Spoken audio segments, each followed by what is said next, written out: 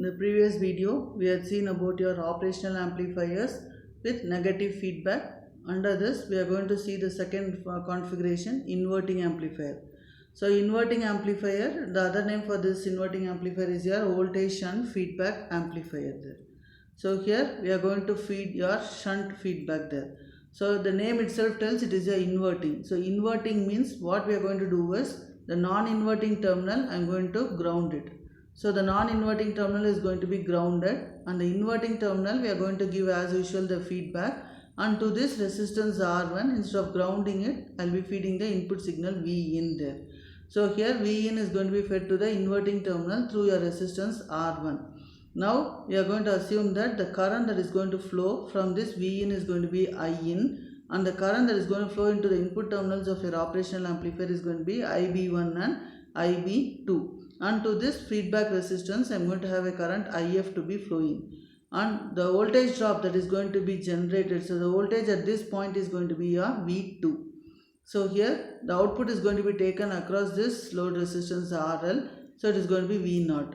So why it is here minus pluses? In this case it is going to be just inverted. Whatever voltage I am going to give, I am going to get the inverted output here. So that is why my output voltage is going to be here minus plus.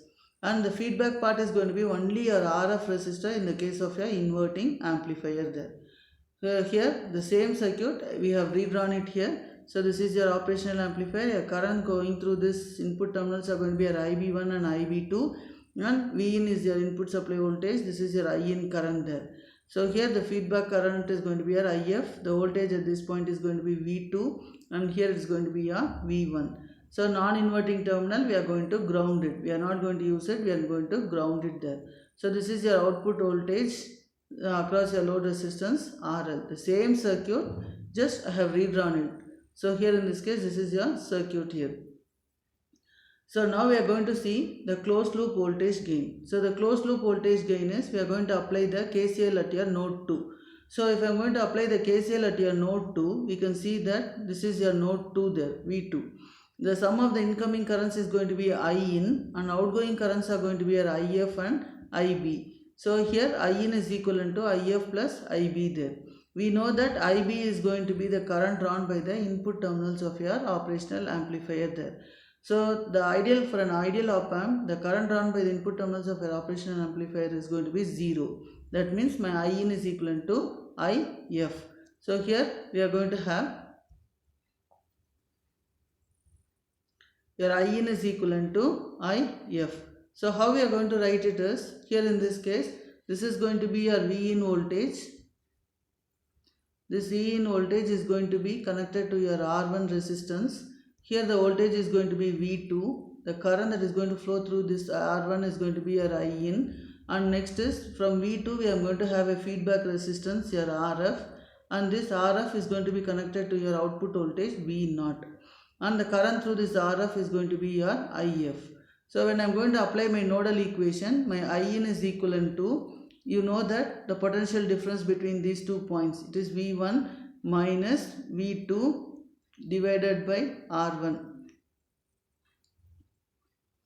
And next is, here in this case, your IF is equivalent to, your current is entering like this, so it is going to be your V2 minus V0 divided by your RF.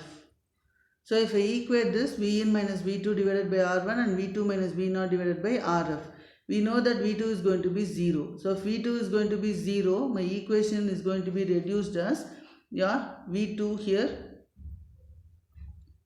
You are going to have your Vin divided by R1 is equivalent to minus V0 divided by RF.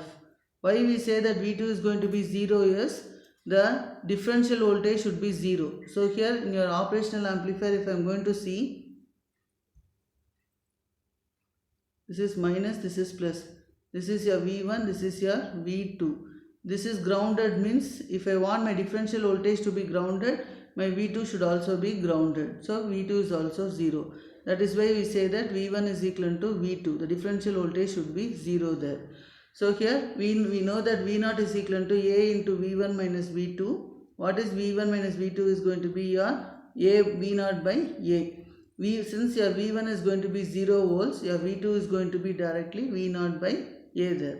So we are going to substitute this equation in 11.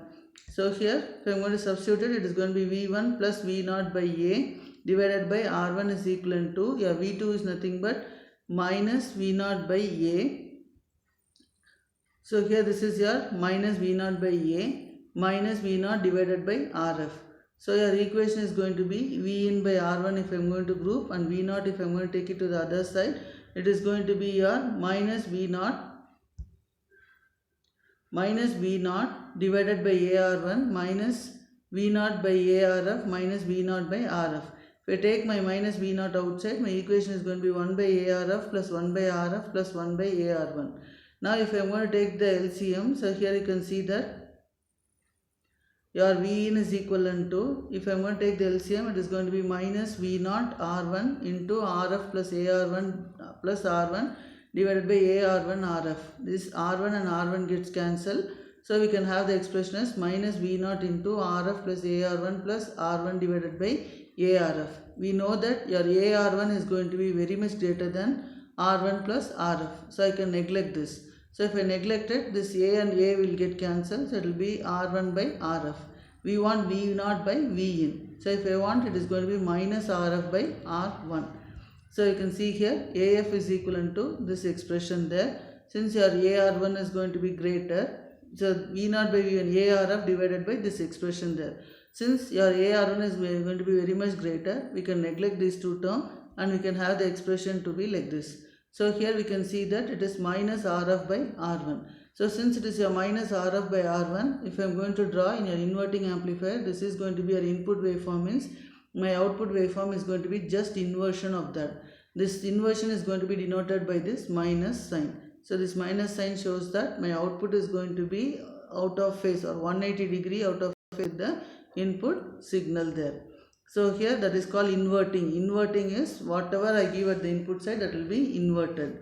Now if I am going to divide this equation 13 by R1 plus RF, my equation is going to be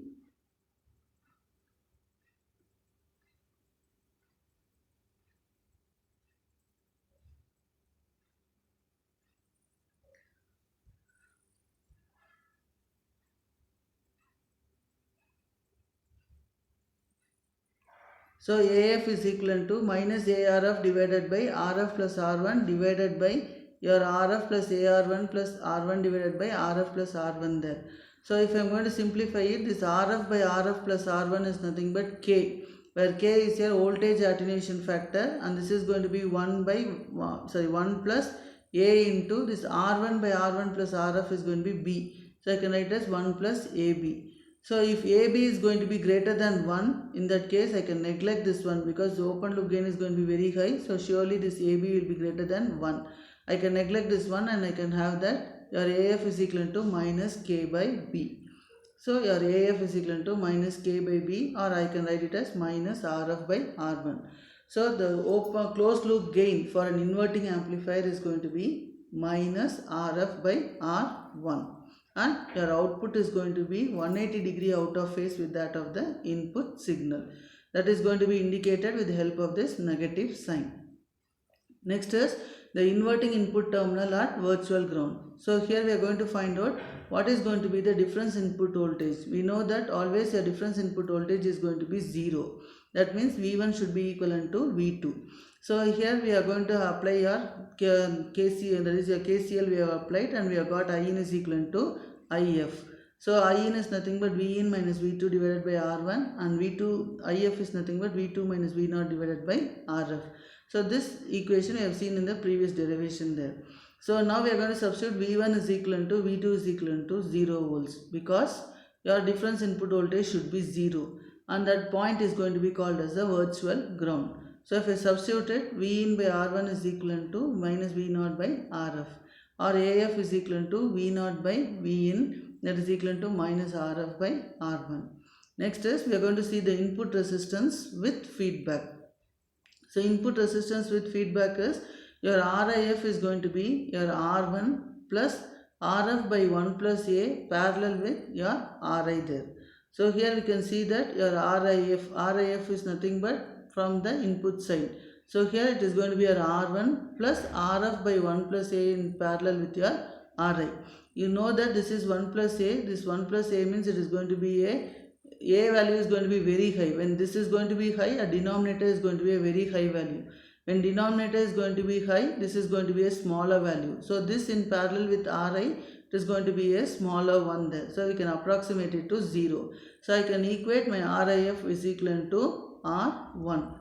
So we can see that hence RIF is equivalent to R1. That means the input resistance with feedback for inverting amplifier is going to be R1. Next is your output resistance with feedback.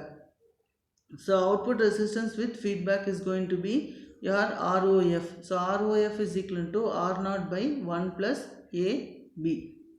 Like a same derivation what we have done for the case of your non-inverting, same thing holds good here also there. That is why straight away we have written the ROF equation. It is R0 divided by 1 plus AB there. Next is bandwidth with feedback. So bandwidth with feedback is, here we are going to see the gain bandwidth product. So the gain bandwidth product of a single frequency, single break frequency is going to be a constant one for the operational amplifier. So F0 is going to be the break frequency of the op-amp, that is going to be given by unity gain bandwidth divided by A.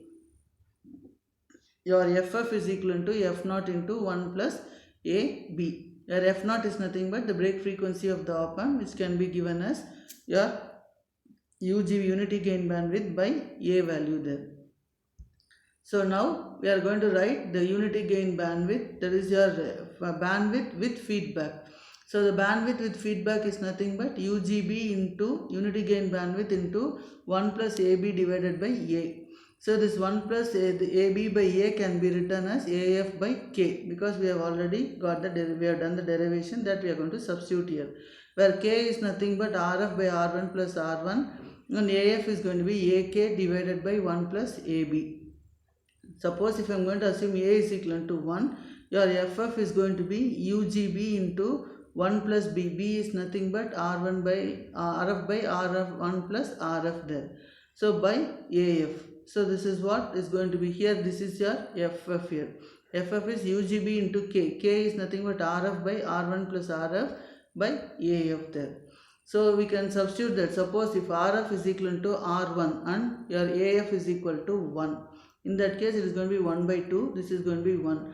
So I can write your bandwidth with feedback is equivalent to unity gain bandwidth divided by 2 for the inverting amplifier. So here in this case we can say that as the closed loop gain, your AF is going to approach, the closed loop gain is going to approach the open loop gain A. The difference, there is going to be no difference between the inverting and non-inverting amplifier bandwidths there, and it is going to approach 0. Because open loop gain and closed loop gain are going to be same, means there is going to be no difference between the bandwidth there, and it is going to approach 0 there. When K is equal to 1, then the FF value is going to be the same for inverting as well as your non-inverting amplifier. Thank you.